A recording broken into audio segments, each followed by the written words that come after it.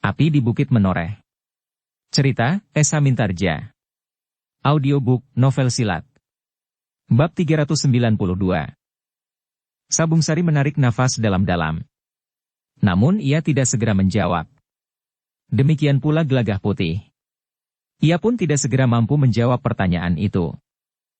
Tetapi agaknya Ki Wirayuda memahami perasaan anak-anak kelompok Gajah Liwung itu. Karena itu, maka katanya, kalian tentu dengan sengaja memberikan kesempatan kepada orang lain untuk dapat memenangkan pertandingan itu. Bukan begitu Ki Wirayuda, desis Sabung Sari. Tidak ada kelebihan apapun pada kami. Kami hanya ingin dapat membantu melaksanakannya. Jika kami ikut dalam pertandingan itu, maka kami tentu tidak akan dapat ikut melaksanakannya.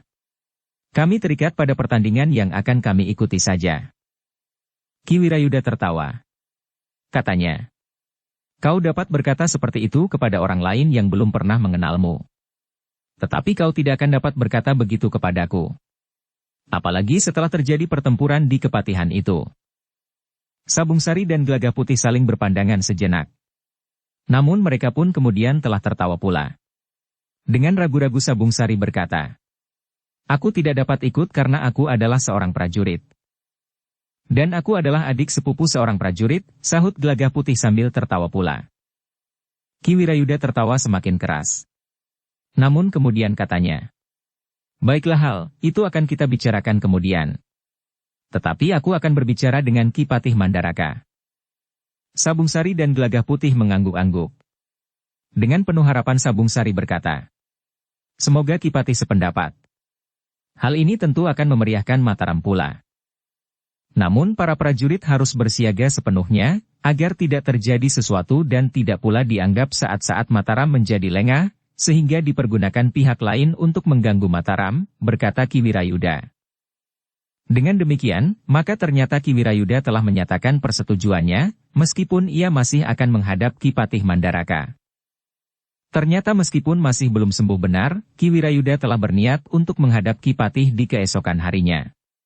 Bersama seorang pengawalnya, maka Ki Wirayuda pun telah pergi ke Kepatihan. Ketika Ki Wirayuda melihat pendapa Kepatihan, maka ia justru melihat Kepatihan menjadi semakin cantik. Yang telah rusak dalam pertempuran, telah diperbaiki. Bahkan menjadi lebih baik dari sebelumnya. Seperti biasa maka Ki Wirayuda telah diterima oleh Ki Patih di Serambi. Sebagaimana dikatakan oleh Gelagah Putih, maka Ki Wirayuda pun telah menyampaikan gagasan itu kepada Ki Patih Mandaraka. Satu cara yang baik, berkata Ki Patih. Tetapi tentu tidak hanya sekali. Sesudah itu anak-anak muda akan kembali melakukan kenakalan-kenakalan di jalan-jalan, dan bahkan merambah ke lorong-lorong gelap. Mungkin Mataram dapat menyelenggarakannya setahun sekali Ki Patih, berkata Ki Wirayuda. Ya.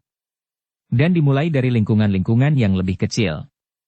Baru kemudian yang terbaik itulah yang dikirim untuk ikut serta dalam pertandingan di alun-alun, berkata Ki Patih Mandaraka.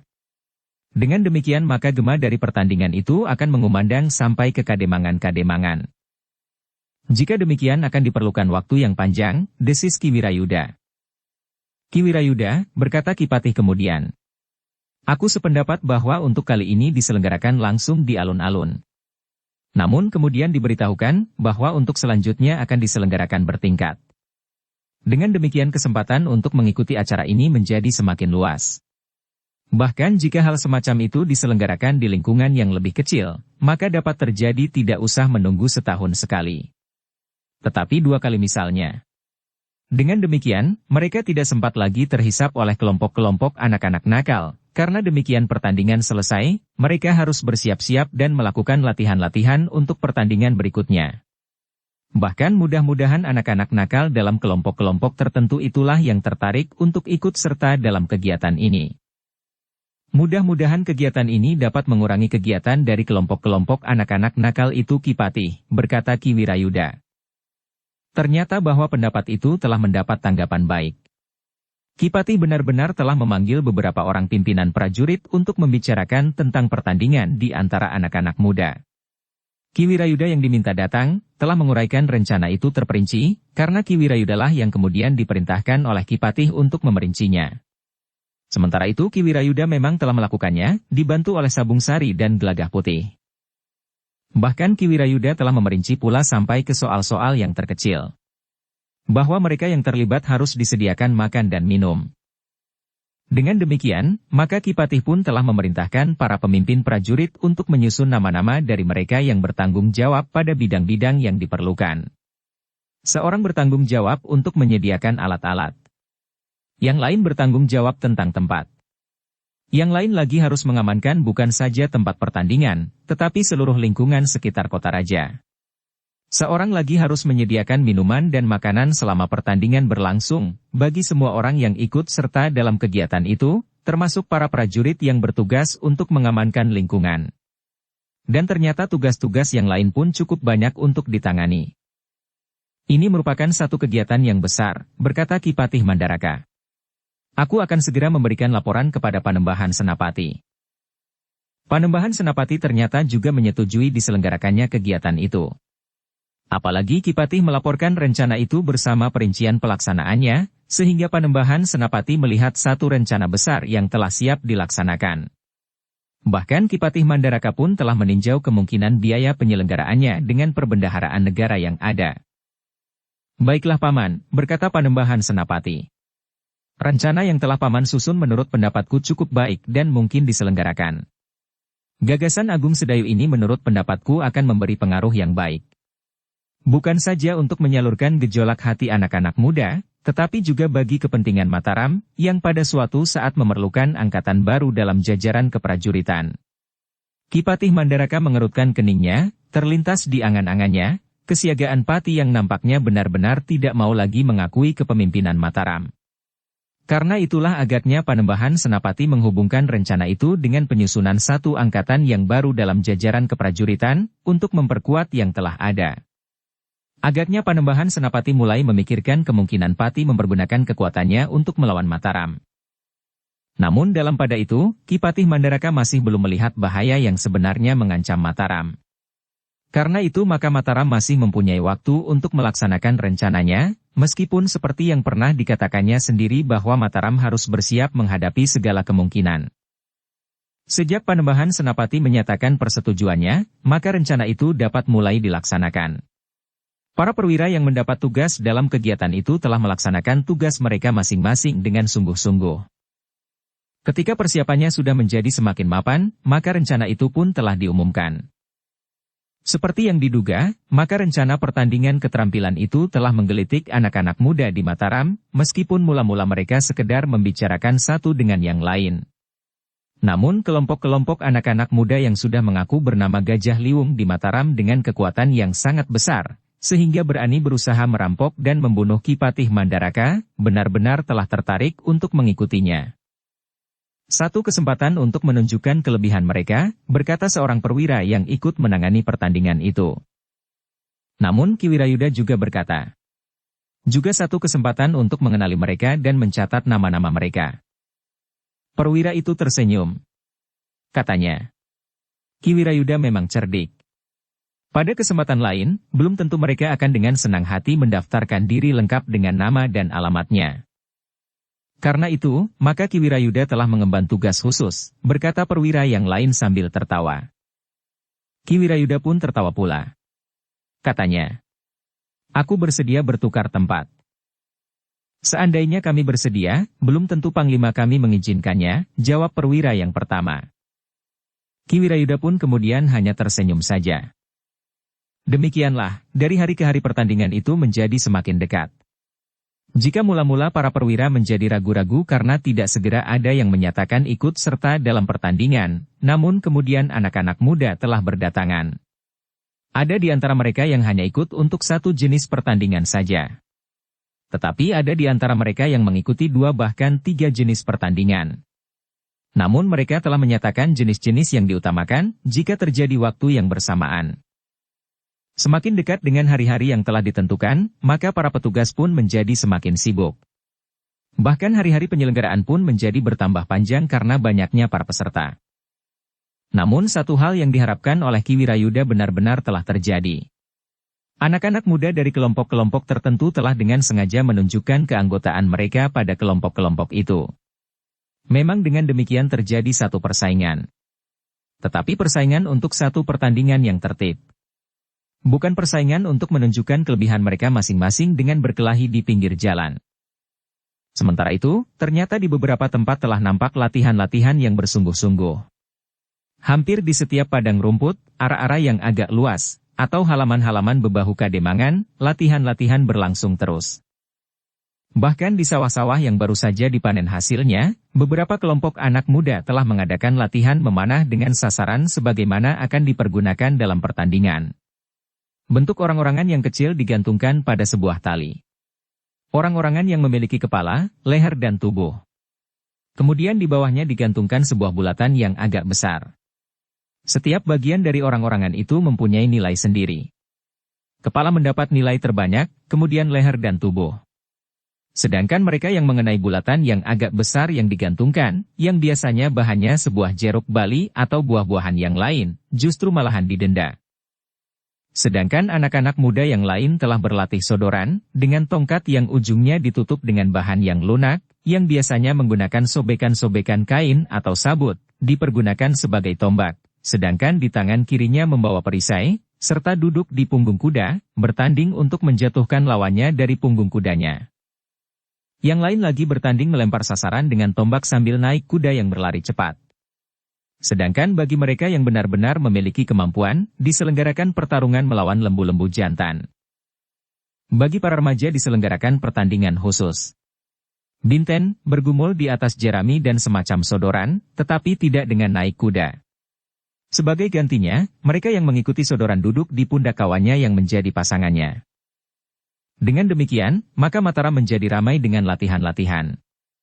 Rasa-rasanya justru menjadi hidup, dan anak-anak muda pun rasa-rasanya mempunyai kegiatan yang dapat mengisi waktu-waktu mereka yang luang.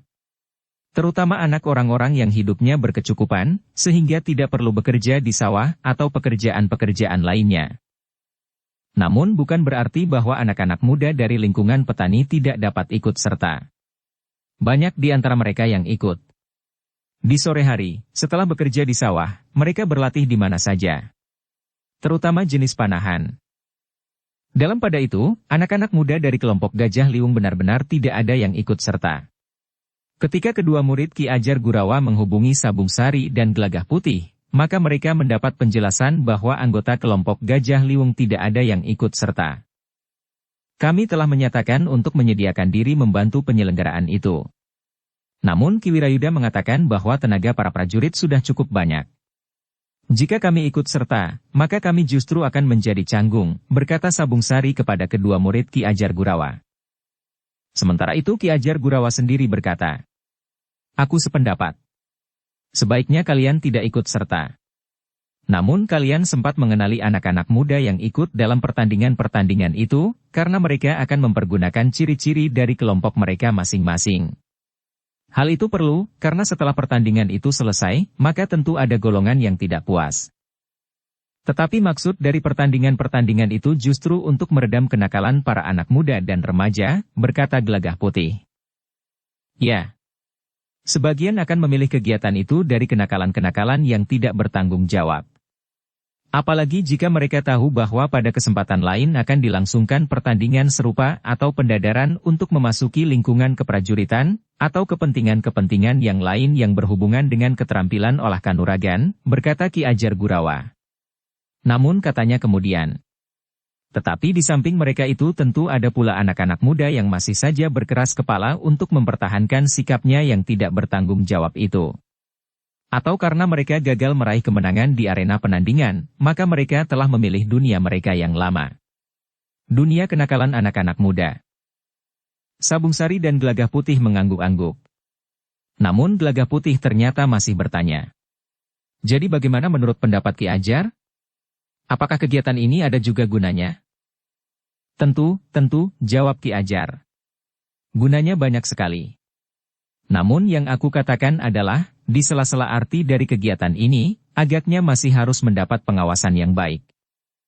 Sabung Sari dan Gelagah Putih masih juga mengangguk-angguk.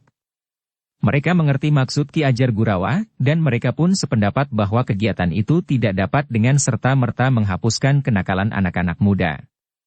Tetapi kegiatan itu setidak-tidaknya akan dapat memalingkan perhatian anak-anak muda itu kepada sesuatu yang lebih berarti daripada berkelahi di jalan-jalan. Karena berkelahi di jalan-jalan tidak akan mendukung keberhasilan mereka dalam bidang apapun juga. Ketika saatnya menjadi semakin dekat, maka alun-alun Mataram telah mulai sibuk. Beberapa arena telah dibuat. Alun-alun itu dibagi menjadi beberapa arena yang dipagari dengan gawar lawe. Di hari-hari pertama akan diselenggarakan pertandingan yang tidak terlalu berat. Panahan, dan ternyata juga diselenggarakan paseran. Sedangkan di sudut lain, para remaja akan bermain binten. Di sebelah lain anak-anak remaja juga akan melakukan pertandingan yang lain lagi. Ketika saatnya pertandingan itu tiba, maka anak-anak muda dan remaja yang akan mengikutinya telah bersiap-siap. Sebagaimana yang ditentukan, maka menjelang matahari sepenggalah semua jenis pertandingan yang ditentukan diselenggarakan pada hari pertama, akan dimulai. Namun nampaknya hari-hari pertama, meskipun mula-mula alun-alun penuh dengan orang-orang Mataram yang akan melihat pertandingan itu, namun ketika matahari menjadi semakin terik, maka para penonton pun menjadi surut. Mereka memang tidak begitu telaten melihat pertandingan di hari-hari pertama. Yang mereka tunggu adalah pertandingan sodoran, melempar dengan lembing sasaran yang telah disediakan, dan puncak dari acara pertandingan adalah beradu dengan lembu jantan yang masih liar. Pada permulaan dari pertandingan itu sudah nampak, kelompok-kelompok anak muda dengan ciri-cirinya masing-masing. Namun mereka pun telah memusatkan perhatian mereka pada pertandingan-pertandingan yang telah diselenggarakan. Mereka sesuai dengan gilirannya duduk dalam kelompok-kelompok menurut urutan mereka, dengan busur dan anak panah. Yang setiap kali terdengar sorak gemuruh justru pada arena pertandingan para remaja. Ternyata para remaja mampu menunjukkan kelebihan mereka masing-masing. Mereka yang ikut bertanding dalam pertandingan gulat di atas jerami telah mampu menarik perhatian. Yang sudah merasa kalah harus memberi isyarat dengan mengembik seperti seekor kambing. Sorak dan suara tertawa gemuruh bagaikan menggetarkan arena perkelahian anak-anak remaja di atas jerami itu. Setiap kali terdengar mereka yang merasa kalah mengembik, maka sorak pun telah meledak.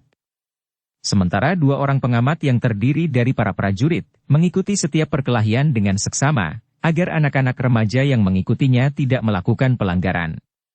Mereka tidak boleh menggigit, tidak boleh menggelitik, dan tidak boleh memukul dengan cara apapun juga. Di sisi lain, anak-anak yang bertanding binten pun dikerumuni oleh banyak orang. Beberapa orang anak remaja harus meninggalkan arena dengan berjalan tertatih-tatih. Namun meskipun mereka menyeringai menahan sakit dan dinyatakan kalah, namun mereka merasa gembira bahwa mereka telah ikut dalam satu pertandingan yang diselenggarakan dan diawasi oleh para prajurit. Demikian pula anak-anak muda yang bertanding di arena panahan dan paseran. 2 hari pertandingan itu berlangsung. Terakhir dipilih beberapa orang terbaik untuk ikut dalam pertandingan terakhir untuk menentukan para pemenangnya. Anak-anak dari kelompok Gajah Liwung hanya sekedar hadir untuk menonton pertandingan itu. Mereka menonton dari satu arena ke arena yang lain. Mereka memperhatikan terutama para peserta pertandingan bagi anak-anak muda. Dari ciri-ciri yang nampak pada anak-anak muda itu, para anggota Gajah Liwung melihat bahwa pada putaran-putaran mendekati putaran terakhir, anak-anak muda itu benar-benar tersaring. Namun hampir semua kelompok yang terhitung besar di Mataram seakan-akan terwakili. Sebelum jenis-jenis pertandingan diselesaikan pada putaran terakhir, maka pertandingan yang lain telah dilakukan. Alun-alun menjadi penuh ketika pertandingan melemparkan lembing dari atas punggung kuda diselenggarakan. Arena pertandingan yang lain untuk sementara tidak dibuka. Tidak ada lagi anak-anak remaja yang harus bertanding. Yang masih tersisa putaran terakhir akan dilakukan pada hari-hari yang sudah ditentukan. Pertandingan melemparkan lembing pada sasaran yang sudah disiapkan ternyata menghisap penonton banyak sekali. Beberapa ekor kuda yang terhitung baik sudah siap di alun-alun demikian matahari terbit. Pengikutnya memang jauh lebih sedikit dari pertandingan memanah. Namun nampaknya pertandingan ini akan menjadi sangat ramai. Gawar lawe telah ditarik dari pinggir alun-alun sampai ke pinggir yang lain. Di luar gawar lawe terdapat beberapa orang-orangan dari jerami yang dilekatkan cukup tebal pada sebatang bambu yang ditanam setinggi orang. Jerami itu diikat menjadi beberapa kerat yang disebut kepala, badan dan kaki. Lontaran lembing yang mengenai keratan-keratan tersebut mendapat nilai yang tidak sama. Kepala adalah sasaran yang dinilai tertinggi. Beberapa orang prajurit nampak bersiap-siap di sekitar arena pertandingan. Di luar gawar lawe, prajurit berjaga-jaga jika terjadi kemungkinan buruk pada peserta. Menurut perhitungan para penyelenggara, memang mungkin terjadi 1-2 orang terlempar jatuh dari kudanya jika ada sedikit saja kesalahan perhitungan. Ketika penandingan sudah hampir dimulai, maka anak-anak muda yang menyatakan diri ikut dalam pertandingan itu sudah bersiap. Seperti pertandingan yang terdahulu, maka di antara mereka terdapat anak-anak muda dengan ciri kelompok mereka masing-masing. Tetapi selain mereka, masih ada pula anak-anak muda yang ikut serta. Tetapi karena pertandingan ini termasuk pertandingan yang agak lebih mahal, karena dalam latihan-latihan para pesertanya sudah harus memiliki seekor kuda, maka para pesertanya pada umumnya adalah anak-anak muda dari keluarga yang berada. Ada di antara mereka anak-anak para pemimpin pemerintahan di Mataram, anak-anak para pemimpin keprajuritan, serta pejabat-pejabat yang lain. Selain mereka adalah anak-anak muda dari beberapa padukuhan.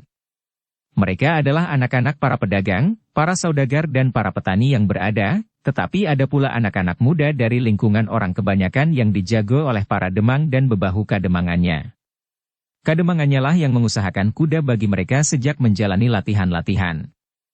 Para demang akan berbangga jika ada di antara anak-anak mudanya yang dapat menduduki urutan atas dari pertandingan itu, karena pada umumnya anak-anak orang berada hadir tidak mewakili kademangan atau apalagi padukuhannya. Mereka ikut dalam pertandingan atas nama mereka sendiri.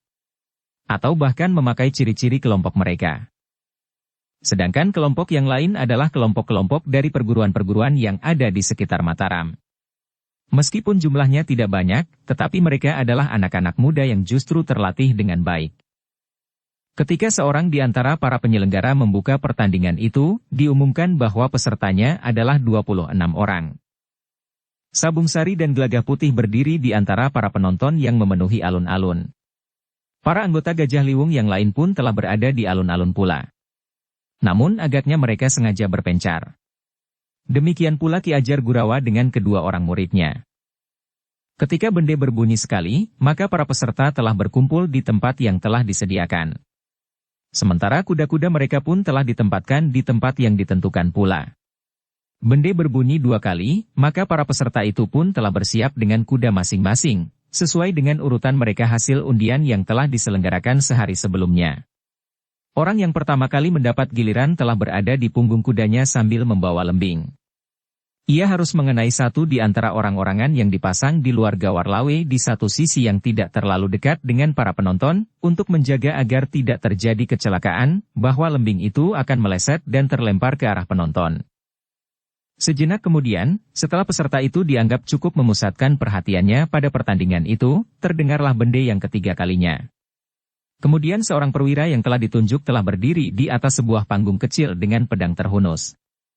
Perwira itulah yang kemudian akan meneriakkan aba-aba bagi para peserta. Ketika ia kemudian memberikan aba-aba setelah gaung bunyi bende berhenti, maka orang yang pertama telah memacu kudanya meluncur seperti anak panah. Tombaknya pun telah siap diayun dilontarkan ke arah orang-orangan yang disediakan. Demikian lembing itu dilontarkan dan hinggap ke sasaran, maka terdengar sorak yang gemuruh. Namun yang dikenai oleh peserta yang pertama itu bukan kepalanya, namun badannya. Sehingga nilai yang didapatkan dari hasil lontaran lembingnya bukan nilai terbanyak. Tetapi nilai lain ikut pula menentukan.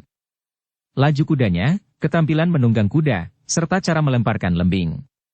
Sehingga dengan demikian maka peserta yang pertama, yang hanya mengenai badannya, masih dapat berharap untuk dapat menjadi peserta yang terpilih untuk mengikuti putaran terakhir dari pertandingan itu. Dalam pada itu, peserta kedua pun telah bersiap pula. Perwira yang memberikan aba-aba itu pun telah mengayunkan pedangnya untuk memberi isyarat kepada peserta itu. Kemudian, aba-aba itu pun telah diteriakannya pula. Seperti peserta yang pertama, kudanya juga meluncur berlari kencang sekali. Pada saatnya, lembingnya telah terlepas dari tangannya dan mematuk sasaran. Sorak pun meledak, namun kemudian terdengar keluhan di antara mereka yang kecewa.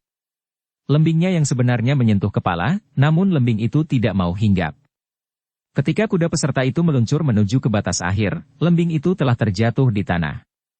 Sehingga dengan demikian, nilainya menjadi berkurang sesuai dengan ketentuan. Demikianlah, satu demi satu para peserta telah melakukan pertandingan itu. Sorak pun selalu terdengar gemuruh memenuhi udara. Bahkan pada saat-saat yang memukau karena sebuah lembing yang hinggap di kepala, maka sorak pun bagaikan meruntuhkan langit. Para petugas yang terdiri dari para prajurit pun menjadi sibuk, mereka harus memungut lembing yang telah dilontarkan oleh para peserta, sehingga tidak mengganggu peserta berikutnya. Sabung Sari dan Gelagah Putih mengikuti pertandingan itu dengan saksama. Dengan nada datar Sabung Sari berkata, "Seandainya aku ikut serta, maka aku tidak akan mengenai apapun juga. Jangankan kakinya, tiangnya pun tidak." Gelagah Putih tertawa pendek. Sambil mengikuti salah seorang peserta yang sedang meluncur ia berkata, "Nah, lihat. Bagaimana ia memegang lembing. Ia sama sekali tidak memperhitungkan keseimbangannya sehingga nampaknya tangannya terlalu ke depan." Seperti yang diduga oleh Gelagah Putih, lembing itu sebenarnya dapat mengenai badan salah satu sasaran yang dipasang. Tetapi ekornya tidak cukup terangkat, sehingga lembing itu akhirnya terjatuh. "Nah, mungkin kau akan dapat berbuat lebih baik," berkata Gelagah Putih kemudian. "Jika kau hentakan kekuatanmu, maka lembing itu tidak saja hinggap di ikatan jerami itu, tetapi akan menembus langsung dan memecahkan tiang-tiangnya. Atau kau pakai cara lain. Kau bakar orang-orangan yang berdiri berderet itu sampai habis dengan pandangan matamu, sehingga tidak ada lagi sasaran yang harus kau kenai." Sabung Sari tertawa pula. Sementara anak muda yang gagal itu menjadi sangat kecewa. Ia tidak lagi berharap untuk dapat ikut dalam putaran terakhir, karena yang akan dipilih dari semua peserta itu hanyalah 5 orang saja. Demikianlah, maka akhirnya orang yang terakhir pun telah bersiap-siap untuk berpacu dan melemparkan lembingnya. Sementara itu matahari telah mulai bergeser ke barat. Namun arah matahari tidak banyak berpengaruh atas pertandingan itu, karena arena untuk berpacu kuda para pelempar lembing adalah membujur dari utara ke selatan. Ternyata anak muda yang mendapat giliran terakhir berdasarkan undian itu adalah anak muda yang sangat tangkas. Sejak ia meloncat ke punggung kuda sudah nampak, bagaimana ia memiliki keterampilan yang tinggi. Ketika Gelagah Putih melihat anak muda itu menimang lembing lebih dahulu untuk mendapatkan keseimbangan. "Tetapi justru senjatamu terletak di biji matamu, maka kau terlalu jarang bermain dengan senjata." Sabung Sari tersenyum. Katanya, "Bukankah lebih ringan membawa biji mata daripada membawa lembing?" Gelagah Putih pun tersenyum pula. Namun dahinya mulai berkerut ketika ia melihat anak muda di punggung kuda itu bersiap-siap untuk menghentak kudanya. Demikianlah, maka sejenak kemudian kudanya meluncur dengan cepat. Tangannya yang memegang lembing pun mulai terayun-ayun. Begitu kudanya mendekati sasaran, maka lembing itu pun ditariknya dalam ancang-ancang, kemudian dengan derasnya lembing itu meloncat dari tangannya. Bersamaan dengan itu, maka sorak pun menggelegar. Lembing itu ternyata telah mengenai kepala orang-orangan yang menjadi sasaran tepat di tengah-tengah, sehingga lembing itu telah hinggap dengan kuatnya. Sementara itu, anak muda itu telah menarik kekang kudanya, sehingga tepat di ujung arena yang panjang itu, kudanya berhenti.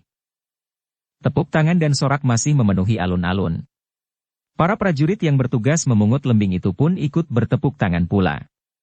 Ternyata bidikan anak muda itu tepat mengenai sasaran sesuai dengan keinginannya. Para perwira yang bertugas menilai pertandingan itu pun mengangguk-angguk. Hampir tidak ada perbedaan sama sekali dalam penilaian di antara mereka terhadap anak muda yang terakhir. Sementara itu pertandingan dinyatakan selesai pada putaran pertama. Anak-anak muda dan para penyelenggara mendapat kesempatan untuk beristirahat, makan dan minum. Sementara para penilai akan memilih 5 orang yang terbaik yang akan diikut sertakan pada putaran terakhir. Dari 5 orang itu akan dipilih seorang yang terbaik di antara mereka. Namun putaran terakhir itu akan diselenggarakan pada pekan berikutnya. Selain para pesertanya dapat mematangkan latihan-latihannya dan mungkin juga untuk beristirahat, maka di hari-hari berikutnya masih akan diselenggarakan pertandingan jenis yang lain pada putaran pertama. Sambil menunggu pengumuman tentang pemilihan 5 peserta terbaik, maka diumumkan bahwa pada hari berikutnya akan diselenggarakan pertandingan sodoran. Pertandingan yang tentu akan memanggil lebih banyak penonton. Namun para penyelenggara pun harus lebih bersiap lagi menghadapi segala kemungkinan yang tidak diinginkan. Beberapa saat kemudian, maka diumumkanlah 5 orang peserta terbaik dalam putaran pertama.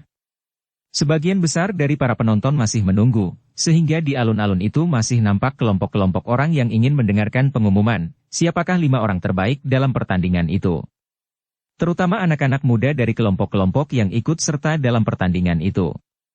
Mereka ingin mengetahui, apakah kawan-kawannya akan dapat ikut dalam pertandingan putaran berikutnya. Ketika seorang di antara para perwira kemudian naik ke atas sebuah panggungan kecil, maka orang-orang pun berkerumun di sekitarnya. Perwira itu membawa catatan nama-nama dari kelima orang anak muda yang akan diumumkan. Orang-orang yang mengerumuninya menjadi tidak sabar ketika perwira itu masih saja memandang berkeliling, sehingga terdengar beberapa orang mulai berteriak. Tetapi perwira itu justru dengan sengaja menggoda mereka yang ditekan oleh ketegangan itu. Sekali ia mengangkat catatannya, namun kemudian tangannya terkulai lagi sambil tersenyum. "Apakah aku boleh menyebutkannya sekarang?" Perwira itu justru bertanya. Beberapa anak muda berteriak semakin keras. Katanya, "Cepat! Sebutkan!" "Sabarlah," berkata perwira itu. "Kenapa tergesa-gesa? Kita menunggu para peserta yang sedang makan dan minum." "Mereka sudah selesai," teriak anak-anak muda di sekitar panggungan kecil itu. Oh, perwira itu memandang berkeliling. Nampaknya mereka pun sudah siap mendengarkan. "Cepat! Kami menjadi tidak sabar," teriak beberapa orang. Perwira itu tertawa. Namun ia pun kemudian membacakan nama-nama yang sudah ditunggu-tunggu. Sabung Sari dan Gelagah Putih pun mengikuti pengumuman itu dengan seksama. Perwira itu mulai membaca berurutan sesuai dengan giliran mereka masing-masing. Ternyata yang berhak ikut dalam putaran berikutnya adalah mereka yang mendapat giliran bertanding pada urutan ketiga, urutan ke-7, urutan ke-12, urutan ke-20 dan urutan terakhir, urutan ke-26. Tepuk tangan dan sorak pun kembali mengguncang alun-alun Mataram. Sabung Sari dan Gelagah Putih pun sebagian besar sependapat dengan pendapat beberapa orang perwira yang bertugas untuk menilai. Namun menurut Sabung Sari, peserta urutan ke-13 termasuk peserta yang baik, yang tentu nilainya tidak akan terpaut banyak dengan peserta ke-20. Bahkan menurut Sabung Sari, peserta ke-13 mempunyai sedikit kelebihan dari peserta ke-20 dalam menguasai kudanya. Namun Sabung Sari seandainya ikut menilai, juga tidak keberatan untuk menyetujui peserta ke-20 mendapat nilai lebih, jika penilai berpendapat demikian. Dukung channel Novel Silat dengan subscribe, follow, like, komen dan share. "Tetapi kau bukan penilai," desis Gelagah Putih. "Seandainya," jawab Sabung Sari. Namun ia pun bertanya, "Jika kau ditunjuk sebagai penilai, bagaimana pendapatmu?" Sambil tersenyum Gelagah Putih menjawab, "Pendapatku sama seperti yang telah diumumkan itu." Sabung Sari pun kemudian bersungut, "Kau hanya malas untuk sedikit merenung." Gelagah Putih tertawa. Katanya, "Tidak. Kau kira aku tidak sibuk menilai?" Sabung Sari pun kemudian tertawa pula sambil berkata, "Kau sekarang mulai menjadi pemalas. Nah, kita berjanji sekarang. Besok, dalam pertandingan sodoran, kita akan ikut menilai." "Tidak ada yang harus dinilai," jawab Gelagah Putih. "Siapa yang jatuh dari kuda, ialah yang kalah." "Tetapi jika ada yang melanggar paugeran," sahut Sabung Sari, "tentu saja para pengamat yang terdekat yang melihatnya." "Kita akan melihat sodoran itu dari kejauhan," jawab Gelagah Putih. Sabung Sari menggelengkan kepalanya. Katanya, "Kau sekarang memiliki kemampuan terbaru. Srekalan. Di mana kau berguru?" Gelagah Putih tertawa berkepanjangan. Sementara itu, kelima orang yang disebut sebagai peserta terbaik yang akan turut dalam putaran terakhir, telah diminta untuk maju dan berdiri di panggungan kecil itu. Dari ciri-ciri mereka, Sabung Sari dan Gelagah Putih segera mengetahui bahwa seorang di antara mereka adalah anak muda dari kelompok Macan Putih, seorang dari kelompok Sidat Macan, 2 orang nampaknya mewakili 2 buah kademangan, dan seorang mewakili sebuah padepokan. "Bagus," desis Gelagah Putih. "Apa yang bagus?" bertanya Sabung Sari. Sebelum menjawab Gelagah Putih sudah tertawa lebih dahulu. Namun akhirnya ia pun berdesis. Para peserta yang terpilih nampaknya cukup merata. "Nah, kau akan berkata apa lagi?" Sabung Sari tertawa. Tetapi ia tidak menjawab. Namun dalam pada itu, Ki Ajar Gurawa pun mendekati mereka sambil berdesis. "Nah, nampaknya para penilai cukup bijaksana. Penilaian mereka cukup cermat." Sementara itu para peserta pun merasa puas. Tidak ada kelompok atau golongan yang dianak emaskan dan golongan yang dianak tirikan. Betapapun nakalnya anak-anak macan putih dan sidat macan, namun mereka yang benar-benar menunjukkan kemampuan dan keterampilan, terpilih juga dalam putaran terakhir. Tetapi aku tidak melihat anak-anak dari Kelabang Ireng dan kelompok yang lain. Sabung Sari mengangguk-angguk. Katanya, Kelabang Ireng dan yang lain termasuk kelompok-kelompok yang lebih kecil. Tetapi mungkin di antara mereka akan ada yang muncul di pertandingan yang lain. Ki Ajar Gurawa mengangguk-angguk. Namun kemudian ia pun berkata, juga tidak ada peserta yang lolos dari kelompok Gajah Liwung. Sabung Sari dan Gelagah Putih tertawa. Sambil tertawa Sabung Sari menjawab, seandainya anggota Gajah Liwung ada yang ikut serta, maka ia tentu akan menjadi seorang yang kebingungan di arena. Apalagi jika turun dalam pertandingan besok, Sodoran. Ki Ajar Gurawa tertawa.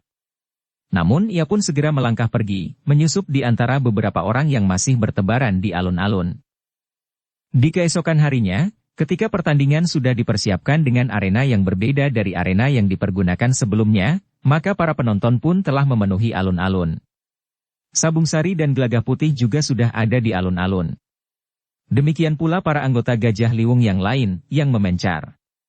Ki Ajar Gurawa pun telah ada pula di antara para penonton, bersama kedua orang muridnya. Ada 8 pasang anak-anak muda yang akan turun ke arena, sehingga jumlah seluruh peserta ada 16 orang. Dari jumlah itu akan diperoleh 4 pasang yang akan bertanding di keesokan harinya. Kemudian pada putaran terakhir, 2 orang terbaik akan berhadapan. Demikian pertandingan itu akan dimulai, maka sorak pun terdengar gemuruh memenuhi alun-alun. Mereka seakan-akan menjadi tidak sabar lagi menunggu lebih lama, sementara matahari mulai memanjat naik. Arena yang disiapkan tidak lagi gawar yang ditarik memanjang, tetapi satu lingkaran yang besar dikitari oleh gawar lawe dan dijaga oleh sejumlah prajurit. Beberapa orang perwira mendapat tugas untuk mengamati dan menilai pertandingan yang akan dilaksanakan di tengah-tengah arena yang bulat dan cukup luas itu. Ketika para penyelenggara sudah siap, maka terdengar suara bende sekali. Yang nampak kemudian, 2 orang yang mendapat urutan undian pertama telah muncul di arena.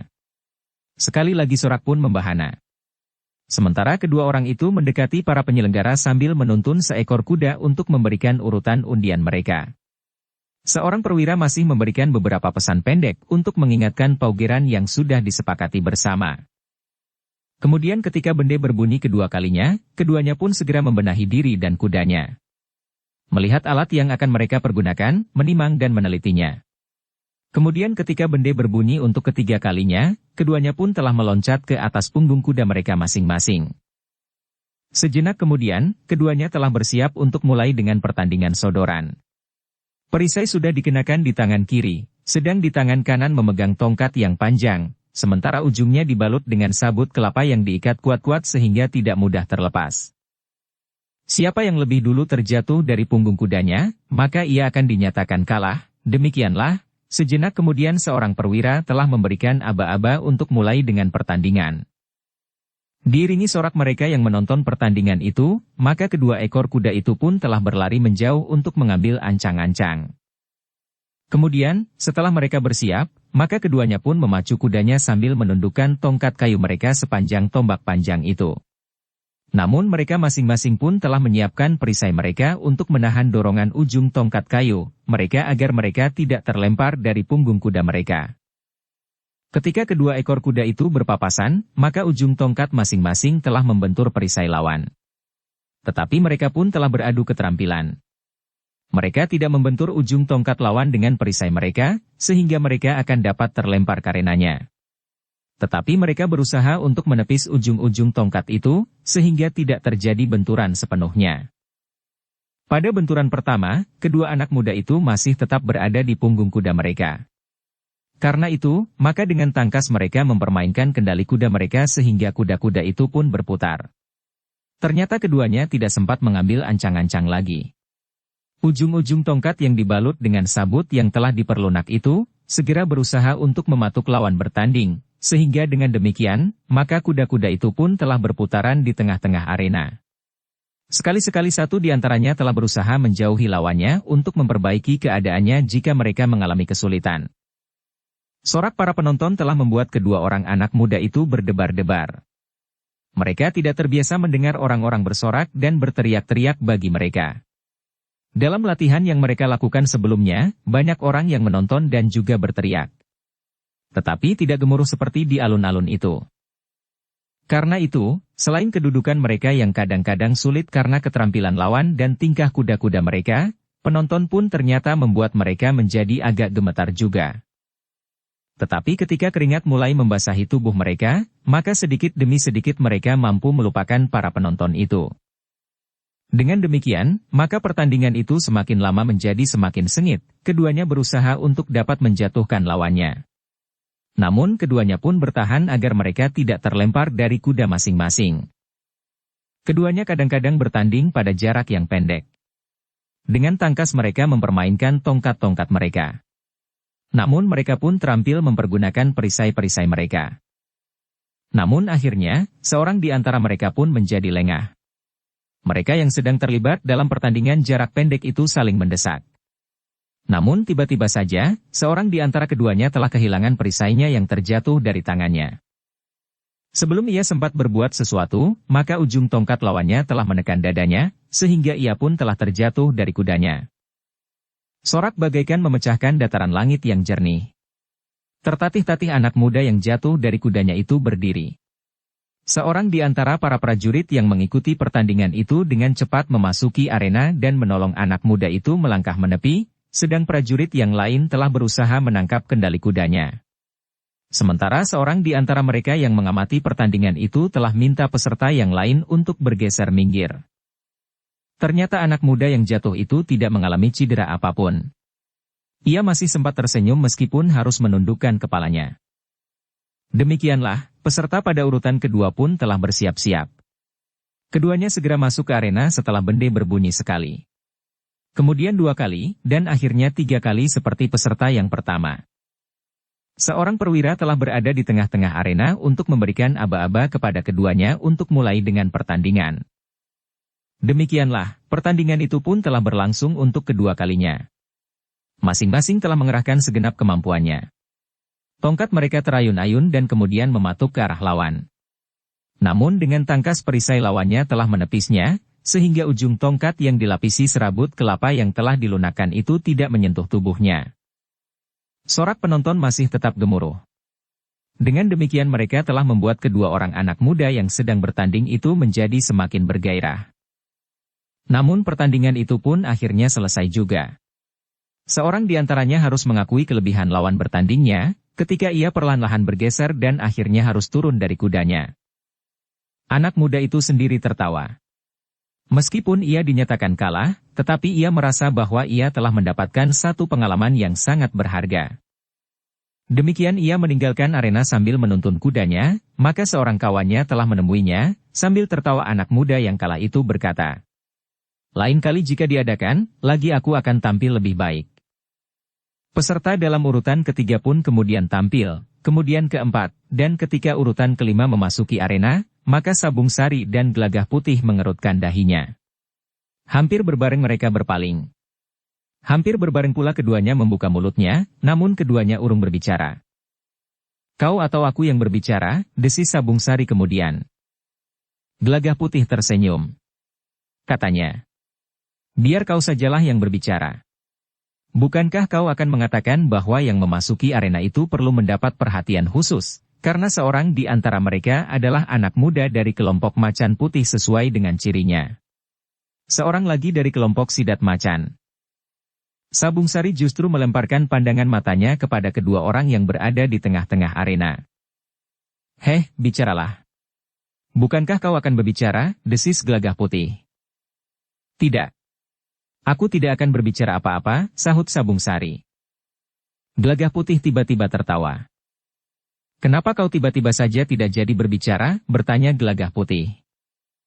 "Aku sudah lupa, apa yang akan aku katakan," jawab Sabung Sari. Gelagah Putih tertawa berkepanjangan. Namun ia pun kemudian terdiam. Agaknya yang akan bertanding itu memang menarik perhatian.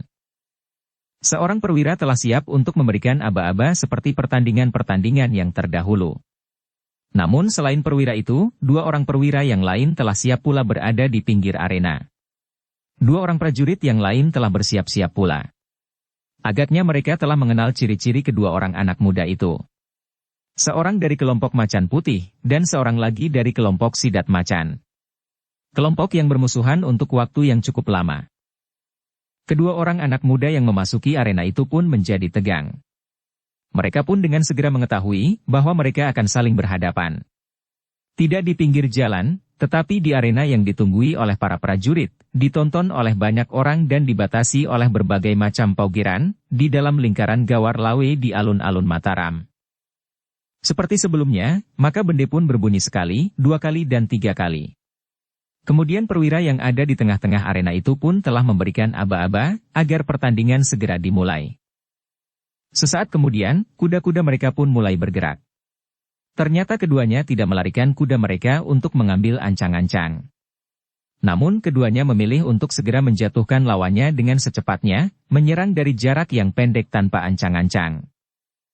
Demikianlah, kedua anak muda dari kelompok yang bermusuhan itu agaknya memang telah membawa dendam di hati masing-masing, sehingga karena itu maka dengan cepat pertandingan itu menjadi seru.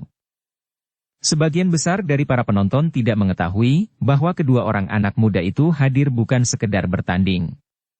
Tetapi nampaknya keduanya memang berniat untuk menunjukkan kelompok manakah yang lebih unggul di antara mereka.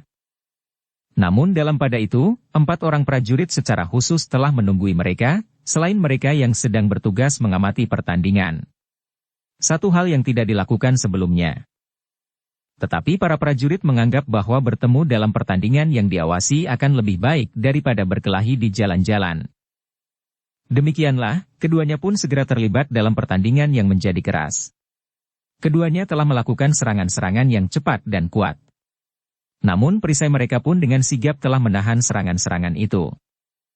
Anak muda yang memakai ciri macan putih hampir saja terpelanting dari kudanya, ketika ujung tongkat lawannya mengenai pundak setelah berhasil memancing gerak perisainya, dan kemudian menyusupkan serangan yang cepat dan kuat. Tetapi anak muda itu benar-benar tangkas. Dilarikannya kudanya untuk mengambil jarak.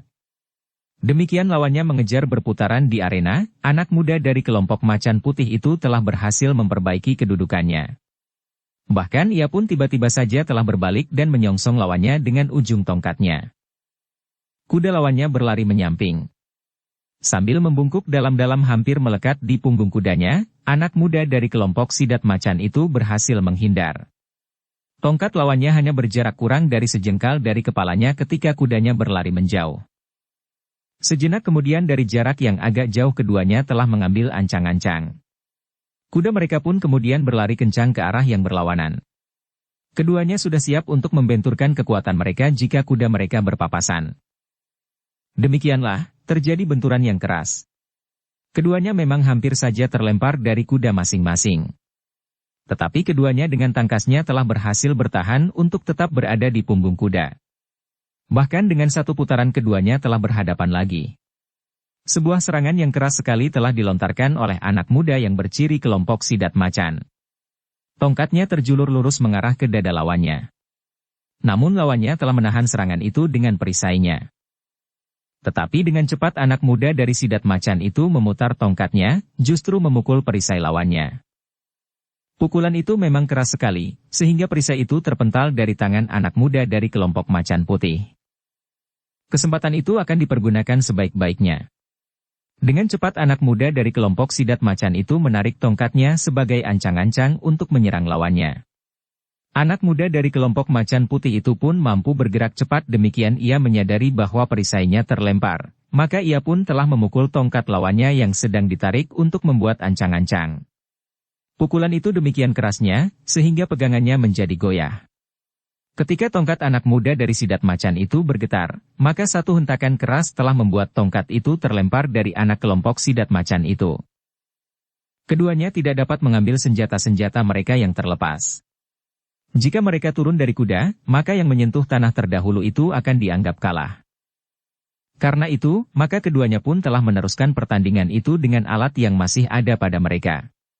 Anak muda dari kelompok sidat macan itu hanya mempergunakan perisai, sementara anak muda dari kelompok macan putih itu mempergunakan tongkat panjangnya. Para prajurit yang bertugas serta 4 orang prajurit yang secara khusus ikut menunggui pertandingan itu, menjadi tegang. Nampaknya kedua orang anak muda itu hatinya benar-benar telah terbakar, sehingga pertandingan itu menjadi semakin keras. Dengan perisai di tangan kiri, maka anak muda dari kelompok Sidat Macan itu justru semakin garang. Ia berusaha bertempur pada jarak yang sangat dekat, sehingga kuda-kuda mereka seakan-akan telah menjadi saling mendesak. Sementara itu, anak muda yang bersenjatakan tongkat itu telah menekan lawannya dengan tongkat yang dipeganginya dengan kedua tangannya. Sejenak mereka saling berdesakan. Namun tiba-tiba saja anak muda yang memegang tongkat itu telah sempat melepaskan tongkatnya memukul kepala lawannya. Tetapi dengan tangkas pula anak muda dari kelompok Sidat Macan itu menepis ayunan tongkat itu dan dengan kuatnya mendorong lawannya dengan sisi perisainya di arah dada. Dada anak muda dari kelompok Macan Putih itu terasa sakit. Tetapi pada jarak yang begitu dekat, sulit baginya untuk mempergunakan tongkat panjang. Namun ketika ia terdesak dan hampir saja terjatuh, maka ia pun telah melepaskan kendali kudanya dan menyangkutkan tongkatnya pada tubuh lawannya dengan dipeganginya dengan kedua tangannya.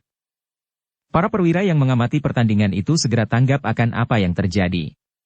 Dua orang yang mengamati telah berlari mendekat. Demikian pula para prajurit yang secara khusus ikut menunggui pertandingan itu. Sebenarnya lah yang diperhitungkan oleh para prajurit itu telah terjadi. Keduanya kemudian telah berayun sejenak, kemudian jatuh terguling di tanah. Memang hampir bersamaan. Tetapi anak muda dari kelompok Macan Putih ternyata lebih dahulu menyentuh tanah, sehingga ketika keduanya bangkit kembali, perwira yang bertugas pun telah memberikan keputusannya. Bahkan anak muda yang masih memegang tongkat panjangnya itu dinyatakan kalah, sedangkan anak muda yang membawa perisai itu justru dinyatakan menang. Sorak para penonton bagaikan menggugurkan langit. Anak-anak muda yang berciri kelompok Sidat Macan yang berada di sekitar arena bersorak dan berteriak-teriak. Anak muda dari kelompok Macan Putih itu tidak segera menerima kekalahan itu. Ia telah mencoba untuk menyatakan bahwa ia tidak kalah. "Bukankah kami jatuh bersama-sama?" bertanya anak muda dari kelompok Macan Putih itu. "Ya," jawab perwira yang memberikan keputusan itu. "Tetapi kami, 5 orang, telah menjadi saksi bahwa kau menyentuh tanah lebih dahulu." "Itu tidak adil," anak itu hampir berteriak. "Jika aku jatuh dari kuda dan lawanku tidak, maka aku dapat dinyatakan kalah." "Bukankah ketika kau memasuki lingkaran pertandingan kau sudah mengetahui peraturan dan ketentuan-ketentuannya?" bertanya perwira itu. Anak muda dari kelompok Macan Putih itu termangu-mangu sejenak. Namun seorang kawannya telah datang mendekatinya sambil berkata, "Sudahlah. Bukankah kau akan ikut pada putaran terakhir jenis panahan dalam rangkaian pertandingan ini?" "Tetapi aku tidak mau begitu saja dianggap kalah dari anak Sidat Macan," geram anak muda itu. "Di sini tidak ada kelompok Macan Putih atau Sidat Macan, atau Kelabang Ireng atau kelompok apapun juga. Karena itu jangan sebut-sebut nama kelompok itu, meskipun kami tahu kalian tetap memakai ciri-ciri kelompok-kelompok itu," jawab perwira itu. Anak muda itu nampaknya masih akan berbicara lagi. Tetapi kawannya telah menariknya dan membawanya pergi. Namun di luar gawar anak muda itu masih berkata, "Seharusnya kau bantu aku menjelaskan persoalannya. Tetapi kau justru membawa aku pergi. Aku tidak mau terjadi pertengkaran. 2 orang kawan kita dan kau sendiri telah termasuk di antara mereka yang akan ikut dalam putaran terakhir. Jika terjadi persoalan, dan kita kelompok Macan Putih dianggap gugur, maka kita akan kehilangan harapan untuk memenangkan satu saja di antara beberapa jenis yang dipertandingkan," jawab kawannya. "Kenapa kita begitu mudahnya dianggap gugur?" bertanya anak muda yang tidak mau mengaku kalah itu. "Kita sudah melanggar paugeran," jawab kawannya. "Kita telah memakai pertanda kelompok kita. Agaknya hal itu dimaafkan. Tetapi kita tidak boleh menentang keputusan para pengamat, sepanjang mereka masih tetap berpegang pada paugeran. Ternyata keputusan yang diberikan kepadamu itu pun sesuai dengan paugeran, dan bukankah kita sudah membaca bersama-sama?" "Aku akan mengatakannya kepada ayah," berkata anak muda yang tidak mau kalah itu. "Biar perwira yang memberikan keputusan tidak adil itu dipanggil dan dihukum." "Jangan sekarang. Maksudku, selama pertandingan ini berlangsung. Ayahmu, meskipun seorang tumenggung, tetapi tidak berwenang mencampuri tugas para perwira yang ditunjuk. Bukankah kita tahu bahwa kegiatan ini langsung berada di bawah tanggung jawab Ki Patih Mandaraka?" berkata kawannya. Anak muda yang tidak mengaku kalah itu terdiam. Ia pun menyadari bahwa ia tidak akan dapat berbuat apa-apa. Keputusan para pengamat itu dianggap mutlak. Dalam pada itu, di alun-alun telah terjadi pertandingan berikutnya. Tidak kalah serunya, meskipun tidak disertai dengan dendam dan kemarahan. Sedangkan pertandingan yang ketujuh telah hadir di arena seorang anak muda yang mengenakan pertanda kelompok kelabang ireng. Namun lawannya adalah seorang anak muda yang mewakili kademangannya. Penonton sempat bersorak dan berteriak-teriak. Namun kemudian anak muda yang mewakili sebuah kademangan itu kehilangan keseimbangannya ketika kudanya terkejut. Tongkat lawannya ternyata lepas dari sasaran dan mengenai lambung kuda, sehingga kuda itu telah melonjak. Penunggangnya pun ternyata terkejut pula, sehingga ia justru telah terlempar jatuh. Ketika seorang prajurit menolongnya, anak muda itu memang menyeringai menahan sakit. Namun kemudian ia mampu bangkit berdiri dan berjalan sendiri menepi, sambil menuntun kudanya yang dengan cepat telah dipegangi oleh seorang prajurit. Beberapa saat kemudian, maka telah turun pula ke arena dua orang anak muda yang akan terlibat dalam pertandingan di urutan terakhir. Namun keduanya justru tidak terlalu banyak menunjukkan kelebihan, sehingga sorak dan teriakan para penonton tidak lebih gemuruh dari pertandingan sebelumnya. Seorang dari kedua orang anak muda yang bertanding ternyata kurang menguasai kudanya, sehingga pertandingan itu tidak berjalan terlalu lama. Ketika seorang di antara kedua orang anak muda itu terjatuh, maka pertandingan di putaran pertama itu dinyatakan selesai. Para perwira yang bertugas tidak begitu sulit untuk menyatakan siapakah anak muda yang akan turun ke pertandingan berikutnya. Mereka tidak perlu menilai sebagaimana hari sebelumnya. Meskipun demikian, seorang perwira masih juga naik ke panggung kecil untuk menyebut nama-nama dari 8 orang yang akan memasuki arena pertandingan di putaran berikutnya. Sabung Sari yang ada di luar arena bersama dengan Gelagah Putih itu sempat berdesis. Dari 16 orang peserta, yang ikut ke putaran berikutnya adalah 2 dari kelompok Sidat Macan, seorang saja dari Macan Putih, dan bahkan 2 orang dari Kelabang Ireng. 3 orang diantaranya mewakili Kademangan, atau dari kelompok yang lain. Kemarin kita tidak menemui seorang pun dari kelompok Kelabang Ireng yang ikut dalam putaran berikutnya, desis Gelagah Putih. Ya. Di sini justru ada 2, berkata Sabung Sari.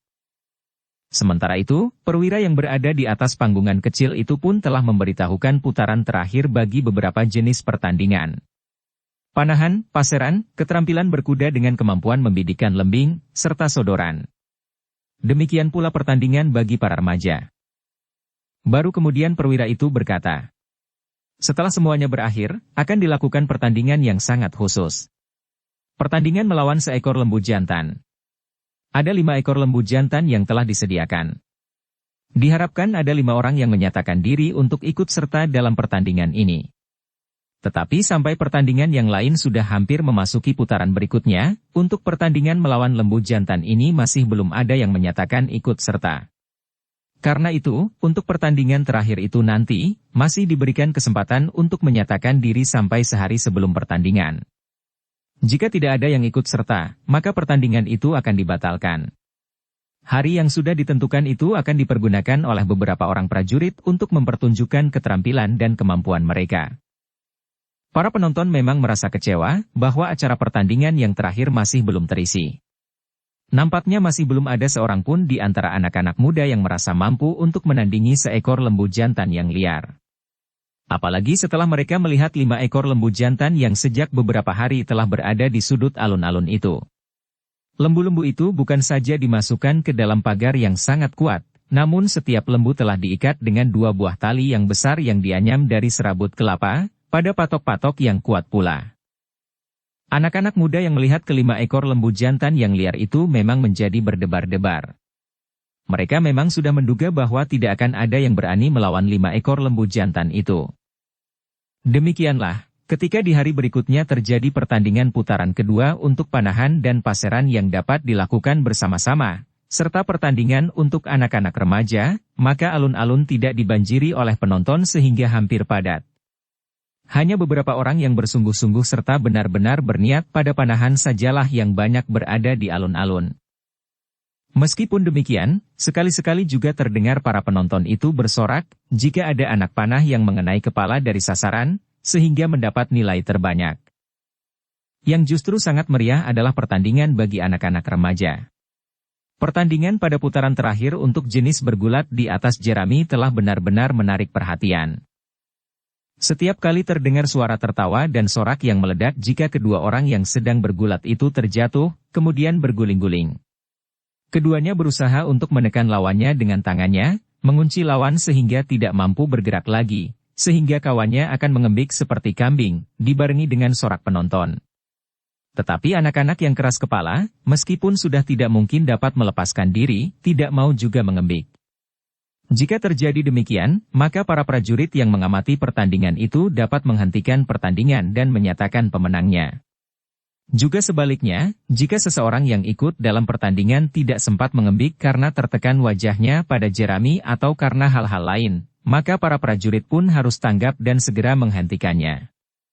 Namun pertandingan bagi anak-anak remaja itu ternyata menumbuhkan gairah bagi anak-anak yang sebaya atau bahkan lebih kecil, untuk mencoba melakukannya juga di bawah pengawasan anak-anak yang lebih besar di padukuhan-padukuhan. Karena itu maka gema dari pertandingan yang diselenggarakan di alun-alun itu telah memasuki padukuhan-padukuhan, justru pada anak-anak remaja. Dengan demikian, maka pada hari pertama pertandingan putaran kedua itu, telah dapat ditentukan siapakah yang menjadi pemenangnya. Seorang yang dianggap terbaik dalam jenis panahan adalah seorang anak yang masih sangat muda. Bukan anak muda yang termasuk dalam kelompok-kelompok yang ada di Mataram. Bukan dari kelompok macan putih, bukan pula dari kelompok sidat macan, dan bukan pula dari kelompok kelabang ireng dan kelompok-kelompok yang lain. Tetapi anak muda itu adalah anak seorang demang yang sangat pendiam. Anak muda yang tidak pernah pergi kemana-mana sampai batas kademangannya. Namun sejak kecil ia memiliki kemampuan bidik yang tinggi. Ketika nama itu dinyatakan oleh seorang perwira yang bertugas mengamati pertandingan panahan itu, masih pula terdengar sorak yang meledak. Meskipun pada umumnya para penonton telah mengetahui siapa yang bakal disebut sebagai pemenang, namun pengumuman resmi itu telah memberikan kegembiraan kepada Ki Demang dan keluarganya. Ternyata anaknya yang penurut dan tidak pernah berbuat hal-hal yang dapat menimbulkan persoalan itu mampu menggapai kemenangan, sehingga mendapatkan kedudukan di tataran tertinggi dalam kemampuan memanah. Ternyata bukan hanya anak Ki Demang itu saja yang mendapatkan kedudukan di tataran tertinggi. Pada jenis paseran, adik Ki Demang juga mendapat kedudukan tertinggi. Tetapi adik Ki Demang ini memiliki kebiasaan dan sifat yang sangat berbeda dengan kemenakannya. Adik Ki Demang adalah seorang anak muda yang tergabung dalam kelompok-kelompok anak-anak muda yang sering menimbulkan persoalan bagi orang banyak. Anak muda itu tergabung dalam kelompok kelabang ireng. Anak muda itu memang memiliki kemampuan melontarkan pasar. Bahkan pasar-pasar kecil yang ujungnya sangat runcing. Kadang-kadang pada ujungnya dipasang duri kemarung yang sangat tajam dan panjang. Atau dipasang duri yang diambilnya dari tanaman bebondotan hutan. Tetapi kemenangan adiknya itu sama sekali tidak menambah kegembiraan keluarga Ki Demang, yang selalu dibuat pening oleh adiknya itu. Tetapi bahwa anaknya juga menang, telah memberikan imbangan pada perasaannya. Apalagi bahwa anaknya sama sekali tidak tertarik untuk berbuat seperti pamannya. Namun dalam pada itu, anak-anak muda yang tergabung dalam kelompok kelabang ireng telah bersorak-sorak kegirangan, karena seorang di antara mereka telah mendapatkan gelar sebagai pemenang utama dalam pertandingan jenis paseran. Tetapi anak-anak muda yang ternyata dari kelompok-kelompok yang lain telah berteriak pula. Permainan yang hanya pantas bagi perempuan. Kami laki-laki, tidak pantas untuk bermain paseran seperti itu. Suasana memang menjadi sedikit hangat. Namun para prajurit yang sudah memperhitungkan hal seperti itu, dengan cepat menguasai keadaan, sehingga tidak terjadi hal-hal yang dapat membakar suasana. Para pemenang remaja pun telah diumumkan pula. Sambutan para penonton justru lebih meriah, meskipun anak-anak muda dari kelompok-kelompok tertentu tidak menghiraukannya lagi. Tetapi orang-orang tua yang anaknya terlibat telah menunggui anak-anaknya sampai selesai. Ternyata meskipun bukan anak-anak mereka sendiri yang menjadi pemenangnya, namun dengan ikhlas mereka menyatakan kegembiraannya. Dalam pada itu, ketika kemudian sampai pada giliran putaran kedua pertandingan melontarkan lembing sambil berkuda di hari berikutnya, maka alun-alun itu pun menjadi penuh kembali. 5 orang akan turun ke medan. Kemudian, beberapa orang prajurit akan memamerkan kepandaian mereka naik kuda sambil mempermainkan senjata, untuk memberikan kemungkinan pada pertandingan di tahun yang akan datang. Pertandingan putaran kedua itu dimulai ketika matahari mulai memanjat langit. Seperti biasanya, maka terdengar bunyi bende untuk pertama, kedua dan ketiga kalinya. Kemudian seorang perwira memberikan aba-aba kepada peserta pada giliran pertama. Demikianlah, anak-anak muda yang ikut dalam putaran terakhir adalah anak-anak muda yang terpilih. Karena itu maka pertandingan di putaran kedua itu pun telah sedikit dikembangkan. Setiap anak muda tidak hanya melontarkan sebuah lembing, tetapi 3 buah dari arah yang berbeda. Dari satu arah mereka melemparkan sebuah lembing. Kemudian memungut lembing kedua di ujung arena yang panjang itu. Sambil berpacu ke arah yang berlawanan, maka ia akan melontarkan lembing itu. Dan lembing yang ketiga harus diambilnya di tempat mereka mulai. Arah kudanya pun sama seperti arah yang pertama ditempuh. Karena itu, sejak anak muda yang mendapat giliran pertama menghentakkan kendali kudanya dan berpacu pada arah pertama, sorak pun telah mengguruh. Tepuk tangan dan teriakan-teriakan keras mengikuti jalannya pertandingan. Lembing pertama yang dilontarkan oleh anak muda di giliran pertama itu telah tepat mengenai sasarannya dan hinggap pula dengan mantap. Kemudian kuda itu berlari terus sampai ke ujung arena yang panjang itu. Dengan tangkasnya kudanya berputar, sementara tangan penunggangnya telah menggapai lembing yang memang sudah disediakan tertancap di tanah. Sekejap kemudian kuda itu telah berlari lagi ke arah yang berlawanan. Lembing kedua itu harus dilontarkan pula ke sasaran. Namun sasaran itu pada lontaran lembing kedua berada di sisi kiri dari arah kudanya, sehingga menjadi agak sulit. Namun peserta pada giliran pertama itu ternyata benar-benar mempunyai kemampuan bidik yang tinggi. Lembing kedua itu pun tepat mengenai bagian kepala meskipun sasarannya berbeda. Orang-orangan yang dikenainya dengan lembing kedua bukan orang-orangan yang dikenainya dengan lembing pertama. Sorak pun mengguruh, sementara kuda itu masih tetap berpacu untuk menggapai lembing ketiga. Namun ketika lembing ketiga itu dilontarkan dari arah sebagaimana arah lari kudanya saat melemparkan lembingnya yang pertama, yang seharusnya tidak sesulit lembing kedua, ternyata lembing itu tidak tepat mengenai bagian kepala dari orang-orangan itu. Tetapi lembing itu agak lebih rendah sehingga hanya mengenai bagian badannya saja. Tetapi anak muda yang mendapat giliran pertama ini telah menanam harapan, jika saja peserta berikutnya tidak dapat melampauinya. Dengan cara yang telah dikembangkan itu, maka beberapa orang perwira telah memberikan nilai bukan saja sasaran yang dikenai oleh ketiga batang lembing, tetapi juga ketangkasan dan kemampuannya berkuda. Namun dengan demikian, waktunya pun menjadi lebih lama dari cara sebelum dikembangkan dengan 3 batang lembing. Demikianlah, maka orang yang kedua pun telah bersiap-siap. Setelah isyarat bende ketiga berbunyi, maka peserta di giliran kedua itu pun telah bersiap sepenuhnya. Karena itu, maka ketika aba-aba diberikan, kuda itu pun segera meluncur seperti anak panah. Penonton benar-benar menjadi gembira melihat pertandingan itu. Mereka bersorak-sorak dengan kerasnya. Bahkan anak-anak muda yang mengenali pesertanya, telah meneriakkan namanya pula sambil melonjak-lonjak dan melambai-lambaikan tangannya. Tetapi peserta pertandingan itu sama sekali tidak sempat memperhatikan mereka. Jika pemusatan pikirannya terganggu, maka lembing pun tidak akan dapat mengenai sasaran. Ternyata peserta kedua itu juga memiliki ketangkasan yang seimbang dengan peserta yang pertama, sehingga untuk menentukan siapakah yang lebih baik diperlukan kecermatan para perwira yang bertugas. Demikian pula peserta yang ketiga. Bahkan peserta keempat dan kelima.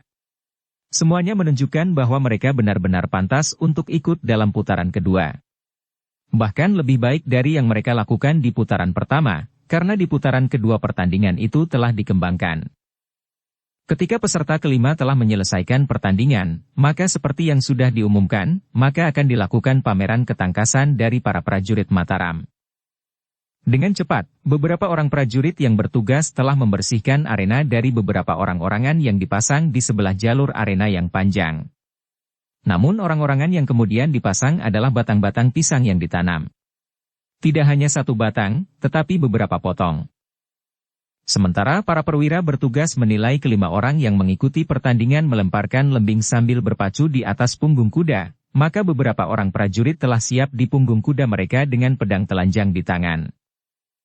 Demikianlah, satu-satu prajurit itu memacu kudanya. Dengan tangkasnya seorang prajurit telah mengayunkan pedangnya di saat kudanya berlari. Beberapa batang pisang telah terpotong sekaligus oleh pedang prajurit itu. Di belakangnya disusul pula seorang prajurit yang lain. Seperti yang kedua, maka pedangnya telah memotong batang-batang pisang itu. Namun yang ketiga tidak melakukan hal yang sama.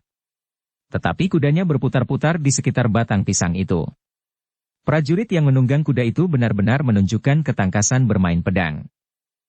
Namun pameran ketangkasan itu tidak berlangsung terlalu lama. Para prajurit itu sekedar memberikan satu kemungkinan untuk melakukan pertandingan lain di kesempatan mendalang.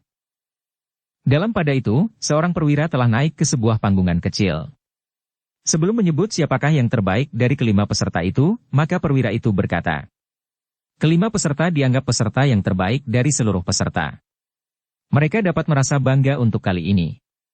Tetapi mereka harus bersiap mempertahankan keperkasaannya di pertandingan mendatang. Karena itu, dituntut latihan-latihan yang terus-menerus dan ajak. Yang tersenyum adalah Sabung Sari dan Gelagah Putih. Jika anak-anak muda itu benar-benar tertarik untuk berlatih, maka maksud dari pertandingan itu tentu akan dapat dicapai. Anak-anak muda itu akan terikat pada hari-hari latihan. Mereka tidak akan berkeliaran di jalan-jalan dan berkelahi yang satu dengan yang lain. Nampaknya perwira itu telah memberikan arah bagi anak-anak muda dan remaja sebagaimana dimaksudkan, berkata Sabung Sari. Kau akan ikut berlatih, sehingga tahun depan kau akan ikut dalam pertandingan, bertanya Gelagah Putih. Sabung Sari tertawa. Dengan nada rendah ia menjawab. Aku sudah terlalu tua untuk ikut serta. Apalagi tahun depan. Tentu tidak, jawab Gelagah Putih. Bukankah tidak ada batas umur untuk itu? Sabung Sari hanya tertawa saja. Apalagi ketika perwira yang ada di panggungan kecil itu meneruskan kata-katanya. Nah, waktu yang setahun bahkan mungkin kurang, akan memberikan peluang bagi kalian untuk menjadi orang terbaik dalam pertandingan jenis ini. Anak-anak muda sudah menjadi gelisah. Mereka ingin tahu siapakah yang terpilih untuk menjadi orang terbaik. Pada pertandingan sodoran di hari berikutnya, para penonton akan bisa mengetahui siapa pemenangnya meskipun belum diumumkan. Tetapi pertandingan yang baru saja dilakukan, semuanya harus menunggu para petugas menyebutkan. Karena itu, maka beberapa orang mulai berteriak. Sebut pemenangnya. Sebut pemenangnya, sahut yang lain. Bahkan beberapa orang sekaligus. Perwira itu tersenyum. Namun kemudian ia pun berkata, baiklah. Dengarkan. Pemenangnya adalah peserta pada urutan.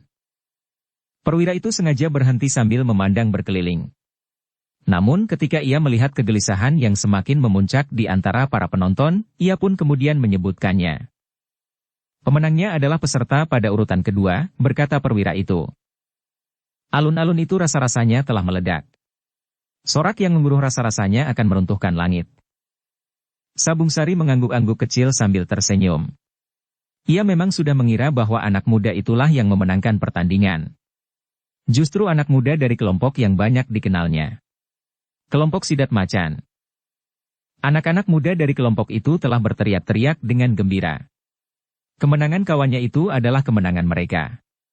Mereka dapat berbangga bahwa salah seorang dari mereka memiliki keterampilan berkuda serta melemparkan lembing dari atas punggung kuda. Seperti yang sudah dilakukan oleh para prajurit, mereka pun dengan cepat berusaha menguasai keadaan sebelum terjadi sesuatu.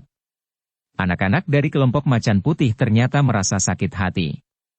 Namun kenyataan itulah yang mereka hadapi. Jika mereka tidak mengakuinya, maka mereka akan dianggap melawan keputusan dari beberapa orang petugas yang dianggap mengetahui dengan baik tugas mereka. Apalagi jika mereka berbuat sesuatu yang dapat menimbulkan keributan. Maka mereka akan langsung berhadapan dengan para prajurit. Betapapun kecewanya, kelompok-kelompok yang lain harus menerima keputusan itu. Apalagi karena para prajurit sudah berbuat seadil-adilnya. Bahwa anak muda dari kelompok Sidat Macan itulah yang terbaik.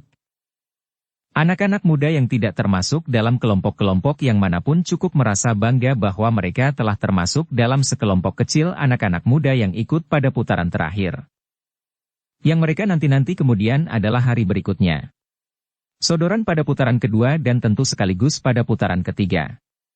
Dalam pertandingan sodoran, mereka tidak perlu menunggu seorang perwira mengumumkan siapakah pemenangnya. Mereka akan dapat langsung melihat siapakah yang terakhir masih tetap berada di punggung kuda.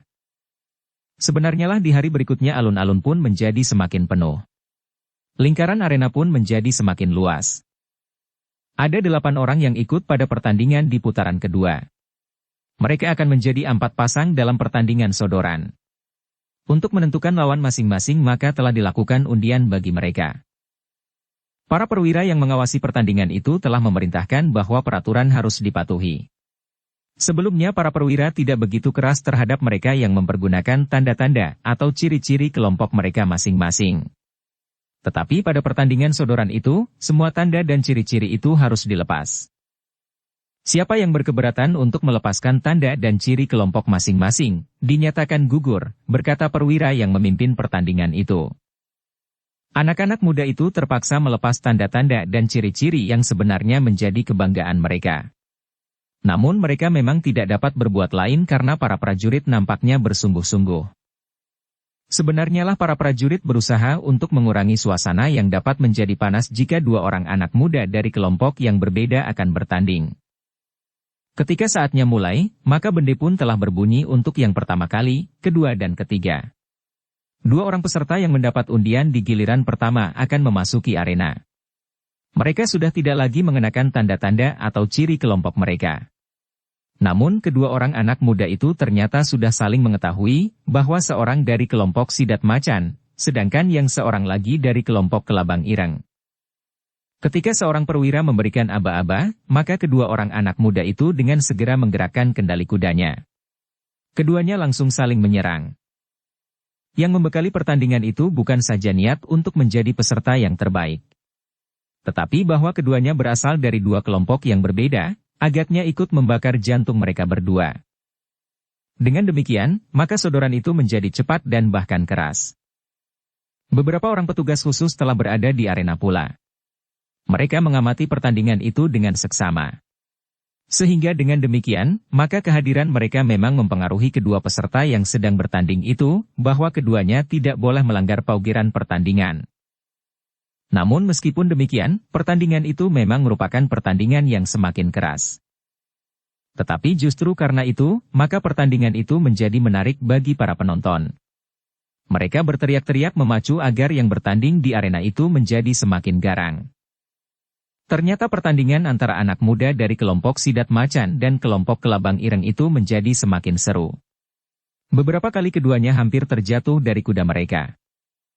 Namun akhirnya, pemenangnya berhasil mendorong lawannya sehingga tidak lagi mampu bertahan duduk di atas punggung kuda. Anak muda dari kelompok Sidat Macan itulah yang kemudian justru lebih dahulu tergelincir, ketika ujung tongkat lawannya mampu menyusup pertahanan perisainya dan langsung menekan dadanya. Meskipun anak muda dari kelompok Sidat Macan itu kemudian sempat memukul tongkat itu dengan perisainya, namun tidak mampu menyelamatkannya sehingga ia pun benar-benar telah terjatuh menyentuh tanah. Sekali lagi terdengar sorak yang gemuruh. Para penonton langsung dapat melihat bahwa anak muda dari kelompok Kelabang Ireng itulah yang menang. Beberapa orang di luar arena berteriak-teriak nyaring. "Heh, ternyata kami bukan sekedar perempuan yang pantas bekerja di dapur. Bukan sekedar memenangkan paseran, tetapi juga sodoran." Tetapi suara lain menjawab, "Kau belum menang. Masih ada 2 putaran lagi." Namun anak-anak Kelabang Ireng itu menjawab, "Kami pasti menang." Suara-suara itu terdiam dengan sendirinya ketika kemudian pertandingan kedua mulai. Disusul yang ketiga dan kemudian yang keempat. Dari 8 orang yang ikut dalam putaran kedua, telah disisihkan 4 orang di antaranya. 4 orang yang lain akan ikut dalam pertandingan di putaran berikutnya.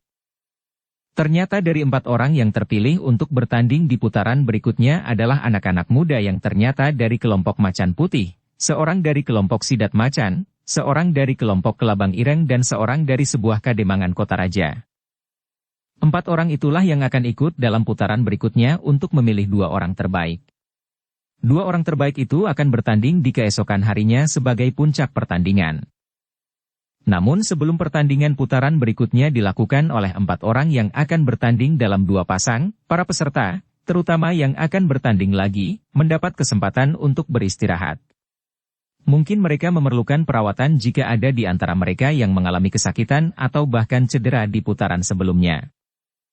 Namun dalam pada itu, selagi mereka beristirahat, seseorang yang tidak dikenal, yang masih juga terhitung muda, telah naik dengan serta-merta ke atas panggungan yang terbiasa dipergunakan oleh para perwira untuk memberikan pengumuman-pengumuman atau pemberitahuan, bukan saja kepada para peserta, tetapi kepada mereka yang menonton pertandingan itu.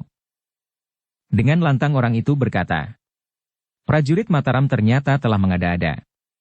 Apa artinya pertandingan-pertandingan ini? Tentu kalian sedang mempersiapkan diri untuk memanggil anak-anak muda menjadi prajurit yang akan kalian hadapkan untuk melawan Pati. Cara ini adalah cara yang tidak wajar. Cara yang dilakukan untuk menyembunyikan niat yang sebenarnya. Apalagi dengan pertandingan melawan seekor sapi jantan. Itu sama artinya dengan membunuh orang. Aku tahu, pertandingan yang terakhir adalah satu cara untuk membunuh anak-anak muda dari kelompok-kelompok yang tidak disukai. Karena itu, pertandingan bertarung dengan lembu jantan adalah tidak masuk akal." Namun orang itu tidak sempat berbicara lebih panjang. Dua orang prajurit telah naik pula ke panggungan dan menarik orang itu untuk turun. Tetapi adalah di luar dugaan, bahwa tiba-tiba saja beberapa orang telah menyerang kedua orang prajurit itu, sehingga terjadi keributan. Ternyata pada kesempatan itu, mereka yang membuat keributan itu telah melarikan diri dan tenggelam ke dalam lautan manusia yang sedang menunggu pertandingan sodoran putaran berikutnya. Peristiwa itu terjadi begitu tiba-tiba dan cepat, justru pada saat beristirahat. Perhatian para prajurit terutama tertuju kepada anak-anak muda dari kelompok-kelompok bersaing. Dengan demikian, maka orang-orang yang tiba-tiba saja membuat kekacauan itu telah hilang dari penilikan para prajurit yang terkejut. Bukan saja para prajurit, tetapi orang-orang yang menyaksikan pertandingan itu pun terkejut. Bahkan Sabung Sari dan Gelagah Putih juga terkejut. Demikian pula Ki Ajar Gurawa dan anggota Gajah Liwung yang lain. Mereka tidak sempat melihat kemana orang-orang itu melarikan dirinya. Yang mereka tahu, orang-orang itu bagaikan titik-titik air yang terhempas di derasnya ombak lautan. Hilang. Namun seorang perwira segera naik ke panggung. Dengan lantang ia berkata, "Jangan menjadi resah dengan satu permainan kasar dari orang-orang tidak dikenal. Kita akan melanjutkan pertandingan pada putaran berikutnya. 4 orang akan bertanding sodoran untuk memperebutkan tempat pada putaran terakhir." Demikianlah, menjelang putaran berikutnya, maka para prajurit pun telah menebar. Mereka berada di antara para penonton. Bahkan para petugas sandi berkeliaran menyusup di segala sudut. Selain mereka, para anggota Gajah Liwung pun telah berjaga-jaga menghadapi kemungkinan buruk yang dapat terjadi. Para penonton memang menjadi gelisah. Tetapi ketika mereka melihat prajurit yang ada di antara mereka, maka mereka menjadi lebih tenang. Namun dalam pada itu, ketika pertandingan itu diteruskan dan 2 pasang peserta akan tampil di arena, maka para penonton itu sudah agak melupakan orang-orang yang telah membuat pertandingan itu terganggu. Ketika kemudian waktu beristirahat sudah dianggap habis, maka telah turun ke arena peserta pertama dari kedua pasang peserta sodoran itu. Yang turun ke arena pada giliran pertama itu adalah seorang anak muda dari kelompok Kelabang Ireng melawan anak muda yang dikirimkan oleh sebuah kademangan. Demikian bende ketiga berbunyi, maka perwira yang memimpin pertandingan itu pun telah memberikan aba-aba. Sejenak kemudian, maka sodoran itu pun telah dimulai. Justru karena pesertanya adalah peserta terakhir, maka sodoran itu telah berlangsung dengan sangat serunya. Ternyata anak dari kademangan di luar kota raja itu juga memiliki keterampilan yang tinggi. Anak muda dari kelompok Kelabang Ireng itu menjadi amat marah. Beberapa kali ia berusaha untuk mendorong anak muda itu setelah tongkatnya berhasil menyusup pertahanan perisainya. Namun anak muda dari kademangan itu sempat pula menyelamatkan diri. Bahkan tongkatnya pun beberapa kali berhasil menusuk tubuh lawannya, sehingga anak muda dari kelompok Kelabang Ireng itu pun beberapa kali telah terayun hampir kehilangan keseimbangannya. Namun akhirnya ternyata bahwa yang terbaik di antara merekalah yang menang. Anak muda dari kademangan itu tubuhnya memang sangat liat. Betapapun ia terdorong oleh tongkat lawannya, namun ia masih mampu menggeliat dan menyelamatkan diri. Karena itu, maka setelah mereka bermain cukup lama, anak muda dari kelompok Kelabang Ireng itulah yang justru benar-benar kehilangan keseimbangan, sehingga jatuh dari punggung kudanya. Namun anak muda itu segera bangkit. Kemarahannya hampir saja tidak terkendali, sehingga hampir saja ia meloncat kembali ke punggung kudanya. Tetapi ketika sorak orang-orang yang menyaksikan pertandingan itu menggelegar menggetarkan udara alun-alun itu, maka ia mulai berpikir. Apalagi ketika 3 orang prajurit telah berdiri di sekitarnya. Seorang dengan tangkas menangkap kendali kudanya, seorang membantunya, namun lebih banyak menariknya minggir. Sementara yang seorang lagi mengamati suasana. Anak-anak Kelabang Ireng hampir tidak percaya bahwa kawannya itu dapat dijatuhkan oleh seorang anak muda yang tidak mengenakan ciri kelompok apapun sejak permulaan. Namun itu sudah menjadi satu kenyataan, sehingga mereka tidak dapat berbuat sesuatu. Bagian terakhir dari putaran itu adalah anak muda yang ternyata seorang dari kelompok Sidat Macan dan seorang lagi dari kelompok Macan Putih. Pertandingan yang semacam pertandingan ulangan yang terjadi antara kedua kelompok yang memang sedang bersaing itu. Ketika pertandingan itu dimulai, maka penonton benar-benar telah tenggelam dalam suasana ketegangan. Keduanya telah mengerahkan segenap kemampuan mereka, sehingga dengan demikian maka pertandingan itu benar-benar menjadi puncak pertandingan sodoran. Tetapi akhirnya, pertempuran itu pun berakhir pula. Anak muda dari kelompok Sidat Macan itu telah kehilangan keseimbangan. Ketika ia berusaha mendorong lawannya, maka lawannya justru dapat mengelak. Bahkan dengan tangkas mengendalikan kudanya berputar searah dengan lawannya. Dari samping dengan cepatnya anak muda itu menusukkan tongkatnya mengenai lambung bagian atas. Maka berakhirlah pertandingan yang sangat seru itu, karena anak muda dari kelompok Sidat Macan itu telah terdorong jatuh. Dengan demikian maka telah diumumkan bahwa pertandingan terakhir sodoran akan dilakukan 2 hari kemudian. Yang akan dipertandingkan di hari berikutnya adalah pertarungan antara lembu-lembu jantan melawan mereka yang telah menyatakan diri untuk melakukannya, yang ternyata ada 5 orang, sebanyak lembu yang disediakan.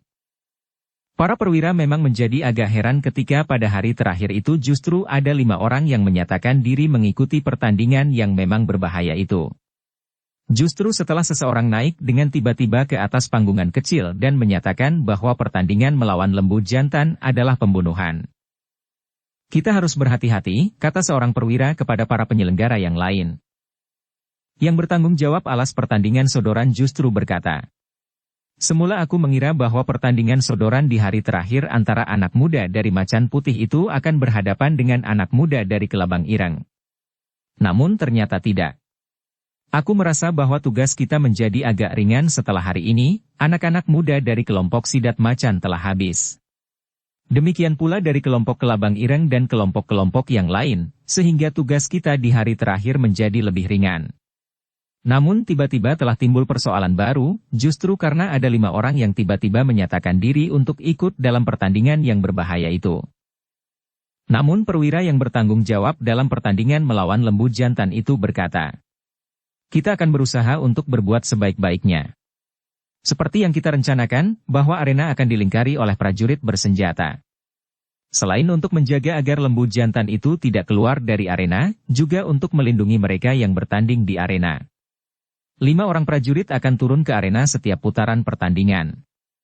Jika keadaan gawat, maka para prajurit akan memancing perhatian lembu-lembu jantan itu.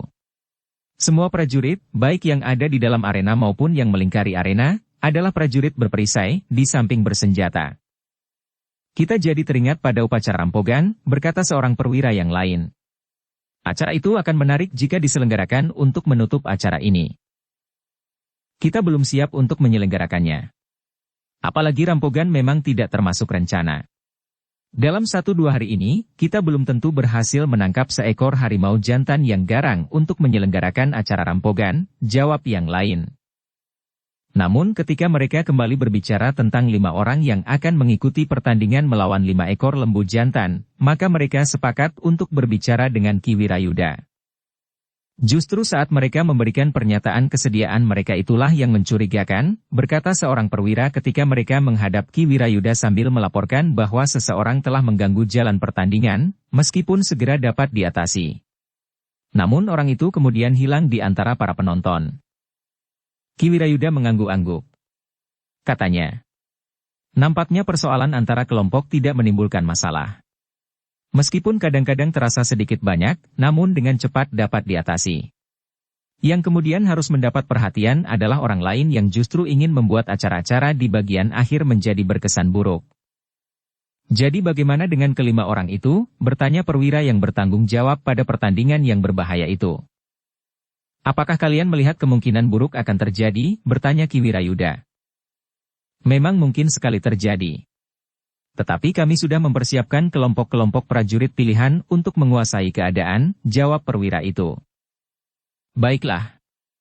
Jika demikian, acara itu dapat dilanjutkan. Tetapi kita semuanya harus berhati-hati. Kita harus benar-benar bersiap menghadapi segala kemungkinan, berkata Ki Wirayuda kemudian. Para perwira itu mengangguk-angguk. Namun sebenarnya lah mereka memang sudah bersiap. Demikianlah, di sisa hari itu, serta di malam harinya, para petugas telah mempersiapkan segala keperluan pertandingan yang paling berbahaya di hari berikutnya. 5 ekor lembu jantan masih terikat di tempatnya. Di keesokan harinya, satu demi satu lembu jantan yang masih liar itu akan diturunkan ke arena. Namun malam itu Ki Wirayuda telah berbicara dengan anggota Gajah Liwung termasuk Ki Ajar Gurawa. Ki Wirayuda ternyata memberikan pesan khusus agar mereka ikut berhati-hati. Ada sejumlah petugas sandi yang akan berada di antara penonton. Tetapi kami masih memerlukan bantuan kalian. Kami tidak tahu apa yang akan terjadi besok. Tetapi bahwa tiba-tiba saja di hari terakhir terdapat 5 nama yang menyatakan diri untuk bertarung dengan lembu jantan yang liar itu, memang sangat menarik perhatian, berkata Ki Wirayuda. Para anggota Gajah Liwung itu mengangguk-angguk. Sabung Sari yang diserahi tanggung jawab atas kelompok yang menamakan diri Gajah Liwung itu sempat memberikan beberapa pesan tentang isyarat-isyarat di antara mereka. Kehadiran orang-orang yang tidak dikehendaki di alun-alun memang menarik perhatian. Seseorang yang tiba-tiba muncul di panggungan, serta pernyataan kelima orang untuk mengikuti pertandingan yang berbahaya itu, memang harus mendapat perhatian yang khusus, berkata Sabung Sari kemudian. Karena itu kami, para petugas, minta bantuan kalian, berkata Ki Wirayuda kemudian. Anak-anak muda dari kelompok Gajah Liwung serta Ki Ajar Gurawa itu pun mengangguk-angguk. Mereka sadar sepenuhnya bahwa dengan demikian Ki Wirayuda serta para perwira yang bertugas menganggap bahwa persoalannya menjadi sangat gawat menurut perhitungan mereka. Besok aku sendiri juga akan berada di alun-alun, berkata Ki Wirayuda. Lalu katanya pula. Malam ini aku akan melaporkannya kepada Ki Patih. Mudah-mudahan Ki Patih masih bersedia menerima kedatanganku. Jika tidak, maka besok pagi-pagi sebelum pertandingan dimulai aku akan menghadap lagi. Anak-anak muda anggota Gajah Liwung dan Ki Ajar Gurawa mengangguk-angguk pula. Dengan nada dalam Sabung Sari kemudian berkata, Ki Wirayuda, sejauh dapat kami lakukan, maka kami akan melakukannya. Terima kasih. Tetapi sekali lagi aku pesan, berhati-hatilah. Kita tidak tahu apa yang akan terjadi, sahut Ki Wirayuda.